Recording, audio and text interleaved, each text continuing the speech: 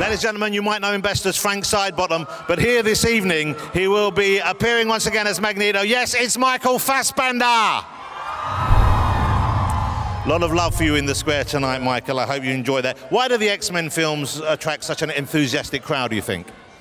I don't know. It was funny because I was in Peru 2 weeks ago, just briefly, and people were like, Magneto, and you sort of realize that it is sort of worldwide. This it's amazing to see, and maybe it's to do with the fact that you have a group of mutants that feel like they're ostracized or living on the fringes of society for whatever reasons that may be, and that's perhaps more of a human phenomena than a mutant one. So that could have something to do with it.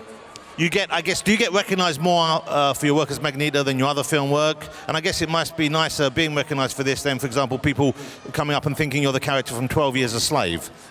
Yeah, there's more support for Magneto, even though some could say that he's a villain in his own right. But absolutely, that's the thing. Like I say, I was in Thailand, people recognize, and Peru. It's pretty special. And you see the fans out here tonight. They've been standing out in the rain all night, and it's phenomenal. I got a taste of it in Comic-Con. There were 7,000 fans in the hall, and you could just sense their excitement and their passion, so it's nice to give something back to them. When the passionate fans spot you, is there one thing in particular they say? I know when they see Ian McKellen, often people try and block his way and say, "You shall not pass." Is there a Magneto equivalent for that?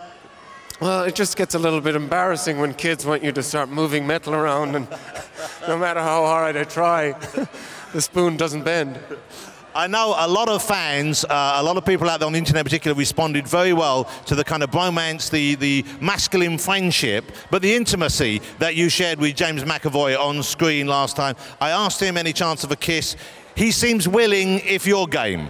Sometimes when we touch, the honesty's too much. I'm welling up. Okay, that's an emotional moment. You have a new helmet in this film. Yes. I believe you were involved in the design of this new helmet. I was, yeah. I sort of got together. Well, the scene kind of changed, to be honest. At one point, I was supposed to make the helmet myself, with all these exotic sort of metals that I come across. But we changed that then. Brian thought it would be a cooler idea to break into the Pentagon. So, yeah, it's sort of got a cruder, harsher, edgier sort of style to it.